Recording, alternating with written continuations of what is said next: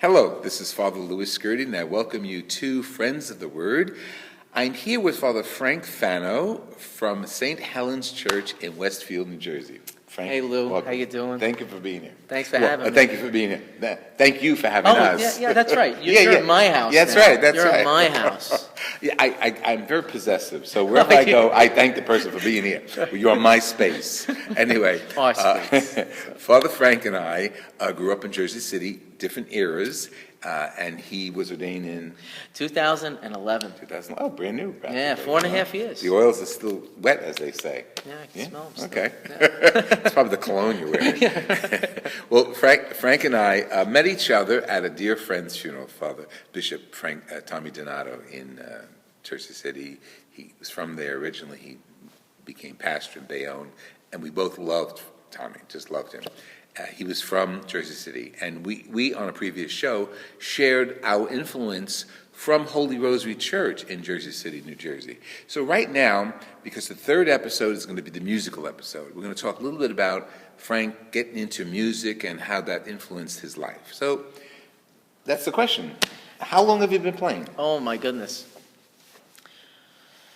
Wow. 5th grade. Really? 5th grade is when I started. No, 4th grade. I'm sorry. Wow. Nobody's going to check on it. All right, you sure? No, I remember Christmas Day, my father's a professional trumpeter, Vincent. Wow. He's good. He's pretty good. You know, I don't tell him because it goes to his head. Absolutely. You know? And when he sees this, he's yeah, going to realize what you very said. musical family. So Christmas Day, when I was in the 4th grade, he bought me a little Casio, 49 keys, you know, and that day I was playing. Really? I was playing Silent Night, chords and melody, very simple. I mean, I wasn't like, But genius. you had it in you. Yeah, I had it in me. He got my brother a snare drum. My brother sat on the snare drum, so I guess he didn't want to he broke it. So, he's not a drummer today. He's a guitarist and bassist and very talented. So the family's musical, My mother, no. She just plays the referee every now and then. But, that's how it began. And my father brought me to lessons. And I started with jazz piano. I didn't start with classical music. I'm a classical musician. I started with jazz piano. A guy, his name is Dennis Yerry, who lived in Hoboken at the time. And I started developing my ear and reading music and all that. And then he moved upstate New York. And then I went to another teacher, Lois Anderson, north of the George Washington Bridge, 192nd and Bennett Avenue in Manhattan. Every Wednesday, my father would drive me. Yeah, he was dedicated. Oh, yeah. After school, we get in the car, go all the way up the Turnpike, over the George Washington Bridge, make a left, go a little bit north for lessons, for an hour lesson. So my father was very dedicated, too, and really believed in my musical ability as well. And then, again, my connection with church, I heard the organ. It's like, I got to try that. I got to try that. Isn't that fascinating? Yeah, and the organist at that time, his name was Brother Gregory Burns. He was a Benedictine oblate. Wonderful organist. In what church? Holy Rosary. Okay. And he kind of took me under his wing in a sense, but the problem was because I'm so short, my feet couldn't touch the pedals. Stop, that's funny. So, I had to wait a couple of years for me to actually touch and learn how to play the pedals with my feet, They couldn't lower the seat. They couldn't lower it. They didn't have a crank, so... But it was just, the sound of the organ was just tremendous, and being that I was already addicted to church, I told you that, right? Yes. So I heard that music, I was like, I have to learn how to play the organ. So I stopped piano. How old were you then? Oh my goodness, 12. 12, 13, yeah. And then I started with the organ, and here I am today. So, Okay, where are you today? I know you're in St. Helen's Church, but with your musical career? Okay, well, my higher education was at Manhattan School of Music. I went to Manhattan School of Music for 3 years, took time off, and for financial reasons and stuff like that, I actually went to Montclair. I transferred all my credits from Manhattan to Montclair in Montclair, Montclair State. Great music program, Montclair State University. Great. And I graduated. I did one of my masters there. Oh, yeah? In fine arts, yeah. Parking's terrible. Oh, always. I think it still is. Yeah. So, I transferred all my credits and graduated with a BMUS in organ performance. So, wow, that's great. where I am now in my career. Academic, you said you stop your career. Where were you toward the seminary and toward the priesthood at that point? Discerning. Oh, so you hadn't entered the seminary yet? No, 2005. See, I graduated Montclair 2005, my undergraduate. Yes. And then right from there, I went into the seminary, 2005. So, yeah. They must have loved you, coming with that talent. Oh, absolutely. But the thing is, they took advantage. Of course, why. of course. Because they didn't have to pay me a stipend. This is true. They got the organist for evening prayer every night, for free. But I enjoyed it. Actually, I did more playing in the seminary than I did in the parish, actually. Because, you're there Monday through Friday. So it's, I appreciated that. So, I'm just joking. I'm just joking. Yeah. But where I am in my career now is a good question. Just last month, I gave a concert at the Cathedral Basilica in Newark. I was part of their Wednesdays at Noon series. We didn't come to that. I should have told you do that. Oh, it was incredible. Go on YouTube, type Frank Fano organ. My videos will come up there. You can hear me and see me. That's good info. Say it again. YouTube, Frank Fano organ. That's all you need to type. Fano. Fano. Yes, 2 N's is like a conjugated verb of So So I have opportunities to play. Obviously, as a parish priest, it's not as often as perhaps maybe I'd wish. But, Right. But this is my ministry here now. So but I do miss it. Archbishop. But you're gonna edit that out. No. You keep that in. Okay. Well, now do you practice here? I do. Yeah, so I practice you come in, here. Because when we came in, the church was filled with music because he was playing. Yeah. That was beautiful. Yeah, so it's great. I mean, our offices are right across the way, and I just come in, just to relieve stress.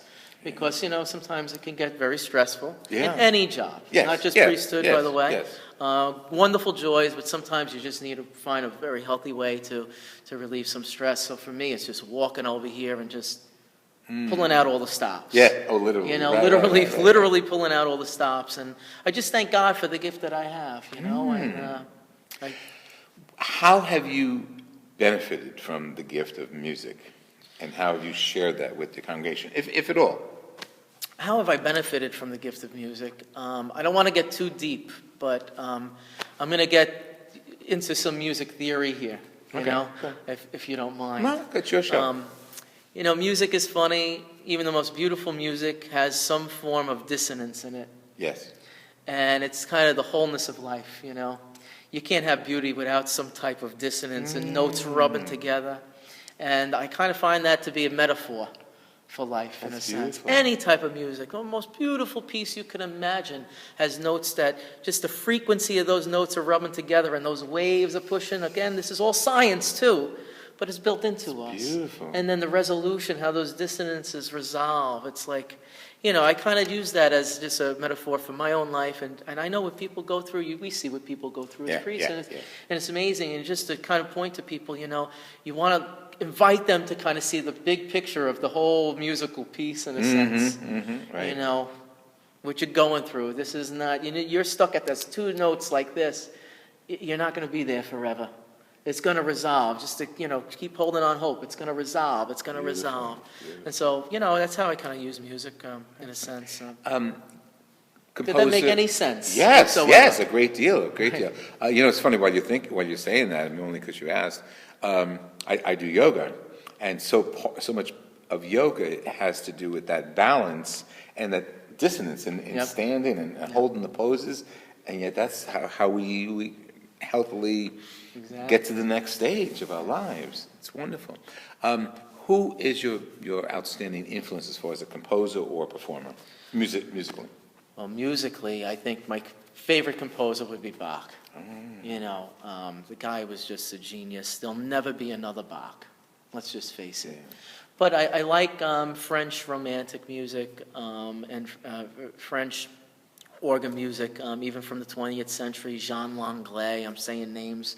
That's right. Jean Langlais, Maurice Duruflé, Marcel Dupré, composers like that. I really, César Franck, one of my favorite composers. This is wonderful. Performers, wow, Frankie Fano, he's up one. there. Number I one. like him. Oh, I think some of the young performers today, are incredible. I could give you a list of names, but there's too many. Yeah. Okay. There's too many. When you, at the next episode, you're going to be at the organ and you're going to be playing. So we'll interview you while you're playing, and then back off and just listen to you. What pieces do you play? For you next time? No, yeah, next show, yeah. Okay, well, I was thinking about doing a Christmas hymn, just Okay. pulling out the stops. Okay, by the way, you see from the altar cloth and maybe the decoration in the church, we are taping this during the Christmas season. It's Advent, actually.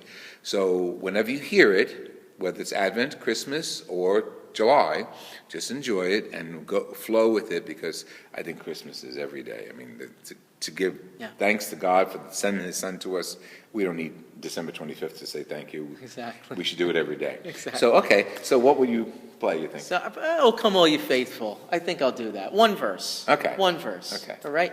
And then I was thinking about playing a piece, a chorale prelude by Bach, based on the Advent hymn, Savior of the Nations Come.